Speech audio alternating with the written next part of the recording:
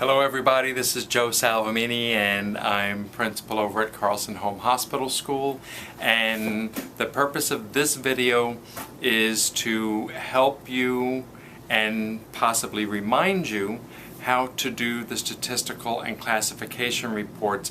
And the real purpose of this is to make the creation of the classification and statistical reports for home students easy to do.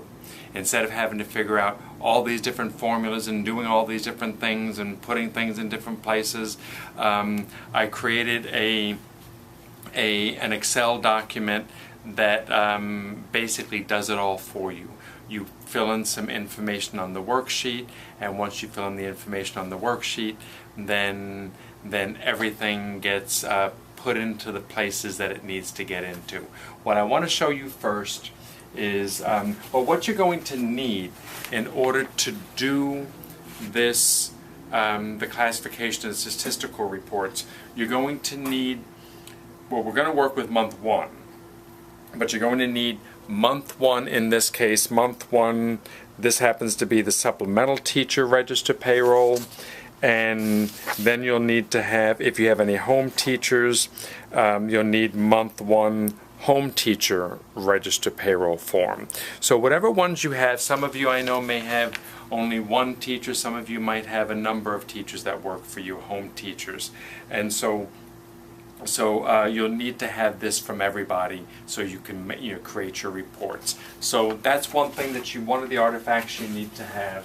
And then I want to show you the form that I created over here that hopefully is going to make things easy. This right here, this box right here, is the worksheet that you're actually going to use. This is, for the most part, the only thing that you're going to populate. Once you populate your information here, then everything gets automatically populated into this right here is the classification report, and then down here you have this right here between these lines here. This is the home teacher K through 8 statistical report, and right here is the home teacher statistical report for grades 9 through 12. And we're going to go over this and show this to you. I also want to point out two other things. One is this number at the top, and on my computer here, right now it's defaulting at 55%, but you can scroll down on here and you can make, like, if you want to see this page bigger, you can put it up to 200% and see certain areas of the document bigger if you want to. But I'm going to go back to 55% so we can look at it. On your computers, depending on what kind of a computer you're using, you might have to go to the zoom feature, which could be hidden somewhere up in the bars up here. I think it might be in the, over here it's in the view bar. You would go all the way down to zoom and click on that, and then over here it's showing some of the defaults, or you can put in whatever type of a percentage you want. Okay, but that's up to you how you want to work that. I'm going to make this a little bit bigger. I'm going to put it in, let's see, at 100%, and so we can see right now the worksheet itself. The other thing I wanted to show you, by the way, is down here at the bottom we have month 1, month 2, month 3, 4, 5, 6, 7, 8, 9, and 10. We're obviously in month 1, and so that's the one we're going to use. All of these different forms that are used in here, all of the statistical and classification forms, are linked. So what you do on month 1, the relevant portions of it automatically go to month 2. What you do on month 2, the relevant portions of it automatically go to month 3, and so forth. Okay, now what I want to show you is this. On here we're going to look at the home teacher register, And here's the home teacher register. I've whited out the students' last names, but you've got Jose, Mario, Sergio, Melina, and Clarissa. You can see that they're in 11th grade, 1st grade, 11th, and 2nd grade. And then we see, the other information we're going to need are the E code informations. There's no L information for any of these students, but if there were any L information, you would need to use it. And then you see, a number of minutes that the student was present: 120, 120, 120, 100, 120, and then this student was absent. That's what the minus 120 means over there. Okay, now what you'll need to do is to add these numbers. I've already added these numbers up, but you'll need to add your numbers up. And so when you add the 120, 120, 100, and 120, that comes out to 460 minutes that this student, the first student who's Jose, was present. Jose was absent 120 minutes, and that's shown over here as well, absent 120 minutes. Okay, and then I did the same for all the other students. The number of minutes that they were present and the number of minutes that they were absent. I did the same thing for Ryan, who's with a supplemental teacher, and Ryan's a 12th grader, and he was in E1, and Ryan was present for 180 minutes and absent for 0 minutes. Okay, so let's start working on this. My first student's name, I'm going to put this student's name over here. The first student's name is Jose. Jose is an 11th grader, so I'm not going to populate the information in these columns because this is for K through 8. I'm going to populate the information in the 9 through 12 column. The number of minutes present for Jose, he was present for 460 minutes. He was absent for 120 minutes. My next student is Mario, and Mario is a 1st grader, so Mario goes over here in this column, the K through 8 column, and Mario was present for 780 minutes, and he was absent for 0 minutes. The next student is Sergio, and Sergio is an 11th grader, so his information goes over here, and Sergio was present for 560 minutes, and he was absent for 120 minutes. Then we have Melina, who is an 11th grader as well. Melina was present for 620 minutes and absent for 0. And then the last student on this register payroll is Clarissa, and Clarissa is a 2nd grader, so she's going to go in the blue columns. She was present for 180 minutes and she was absent for 240 minutes. Now I'm going to go over to the supplemental teacher. I just finished this register. I'm going to go to the supplemental teacher register, and the supplemental teacher has 1 student, and that student's name is Ryan. And Ryan is a 12th grader, and Ryan was present for 180 minutes and absent for 0 minutes. Okay, now I happen to have, put all the, in this situation I put all the different students up here. There are 6 students, and all these minutes are added up down at the bottom here. So in K through 8 there were 960 minutes present, 240 minutes absent. In 9 through 12 it was 1820 present, 240 minutes absent, and it converts to days of 16 days present, 4 days absent, 30 days present, 4 days absent. Okay, this is a good place for you to now take your register payrolls and put your information up here. I'm going to wait a second, and then I'm going to go to the next section. Okay, the next section we are going to look at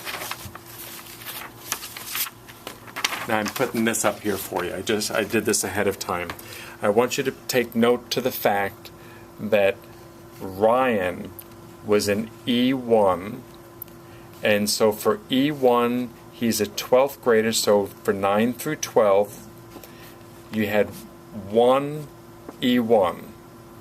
Now I'm going to point out to you over here, I looked at the different grades of the students and I looked at the E-codes, and it looked like I had 3 E1s for 9 through 12. So I had an E1 there for an 11th grader, I had an E1 there for an 11th grader, and I had an E1 there for an 11th grader. So that's 3 E1s for 9 through 12. And then I had 1 E3 for K through 8. There's my E3. It's a first grader, so K through 8, 1 E3. And then the last student I had there was 1 E1 for K through 8, and there's the E1 for a second grader, so he falls under K through 8. And now I'm going to look at this information, and this is what I need to fill out this part here. As you can see, you've got over here, you've got your E1 column, E2 column, E3, 4, 5, 7, and 8. And then over here, you have your L1, 2, 3, 4, 5, 7, and 8. Okay, and in these boxes are where you're going to appropriately place the E information or L information. It just so happens that none of our students L'd out this month, so we're not going to populate this part at all in this example. Okay, so now if you look at what I wrote down here, I had 1 E1 for 9 through 12. I had 3 E1s for 9 through 12. So altogether, I had 4 E1s in 9 through 12. So I go to the to the 9 through 12 section here, and right where it says, up here is E1, and I go down here, and this is 9 through 12. I'm going to put my number 4. Okay? Then it says over here, I've got E3, I've got 1 E3 in K through 8. I'm going to go up to here in K through 8, right there, K through 8. There's my E3. So in this box, I'm going to put my 1 for 1 E3. I also had on here 1 E1 in K through 8. So I go over here, and here's my E1 column, and I put 1 E1 in K through 8. Now, if I had any L information, I would put that over here, but I don't, given the examples that I'm showing you. This is a good place now for you to now look at your register payrolls and for you to figure out how many E1s, 2s, 3s, so forth, L1, 2, 3, so forths that you have, and put that in the chart there. Once you do that, basically your classification and statisticals are done. Okay, I'll give you a little moment here. We'll pause if you're doing this in a live presentation, and but take this time to do that. Now what I'm going to do is to show you this part of the register of the statistical and classification reports. This right here is your classification report. Now, if you notice this little direction here, it says, please be sure to change all the fields colored light green. What you're going to do is that everything that I colored in light green pertains to me, Carlson, or a date. And maybe it's for our location code, the date could be wrong, but you need to make sure that you change anything that's in there. So this is where you would put down, let's say the first, it might be, I think it's for the first one is due on 9/5 14, 12. Then you put your own name here as principal, Sarah Smile.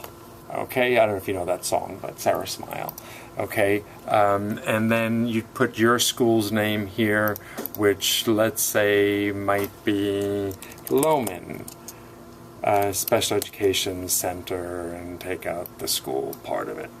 Okay, and so you'll do that there. And by the way, in your statistical report, you'll do the same thing. There's the Carlson phone number. You'll want to put your phone number. You'll change the date, the name of the principal, your location code, and Carlson. From Carlson, you'll put your school's name there. All right, but let's look at the the information up here. You see the statistical is already, the classification has already been done for you. You have 2 students in K through 8, and you have 4 students in 9 through 12. You have a grand total of 6 students, and this is your classification reports. It's already done for you. Pretty neat, huh? Pretty neat. Okay, and so, when you want to go print this, I'll show you in a minute how to print it, but we're going to go down now to the statistical report. This is the total of the statistical report for K through 8. You obviously are going to put your school's name and so forth down here, but everything else is done for you. You had 4 days of absences. You had 16 days of actual attendance for a total of 20 days of attendance, whether they were absences and or attendances. You had 1E1, you had 1E3, 2 students hit ED-IN. At the end of the month, you ended up with 2 students. That's done. Great. Okay, now you go to the 9 through 12 statistical report. Here's your statistical, and again you'll have to change what's in light green. But over here it's showing you that you had 4 days of absences, 30 days of actual attendance, for a total of 34. They add those 2 numbers up. You had 4 E1s for a total of 4 students, no L's, so you ended up with 4 students. And if you go back, all that information was gleaned right from here. Remember, we just talked about 30 days of attendance and 4 days of absence? 4 E1s, that's the information that goes down over here on the 9 through 12. 4 and 30, 4 E1s. Okay, now the cool thing about it is that when you go to month 2, these numbers over here, where you end the month with like 4 students, now month 2 begins, it'll be populated here automatically. It begins with 4 students. So let's go to month 2, and we'll look at, I'm going to make this a little bit bigger so we can see it. I did it at 100%. Month 2 should already be populated, and there it goes. That means we have we did the formula, right? We start out with that. You can't see it. We start out with 4 students, and then depending on what you put in month 2, we'll then change the numbers over here, and then what you end up with here will then be part of the month 3 data. So let's go back to month 1, and I'm going to show you how to print this, because this you're going to have to do on your own. What you're going to do when you want to print is put your cursor in the box. You're going to drag up here everything that you want to print and let it go. Now on this computer, some computers, that's all you have to do is just click it there. Just highlight what you wanted to highlight, and then it'll automatically print what it is you have highlighted. On this computer, I highlight what I want printed, and then I go down here to print area, and I go to Set Print Area. Now it knows exactly what I want to print. Now I can go up and actually print it, and it'll automatically print it for me. There it is. I print it, and it's going to come out. I wind up going down here, and you're going to hear my printer go on in just a second. But now I want to print this this statistical report. I do the same thing here. I click on this whole thing. I go to Print Area, Set Print Area. I go back up here and say Print. And I click over here, down here to print. It's printing. I go to the 9 through 12, highlight what I want printed. I set the print area. I go to print. I print it, and guess what? It's done.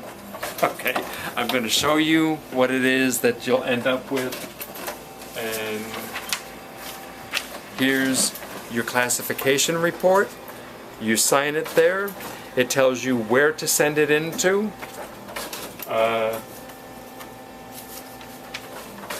K through 8, hot off the presses. This is your statistical report. You sign wherever it says to sign down here, and you send this in, and then you'll have your 9 through 12. You sign this, you send it in, it's done. Okay. If you have any questions, as always, Carlson is always here to help you. Call me if you have questions regarding, payroll or anything. Then you call Michelle, our SAA. And if you can't get us, I'm sure somebody here is going to be helpful. Is going to be as helpful as we can. Okay. 818-509-8759. Take care.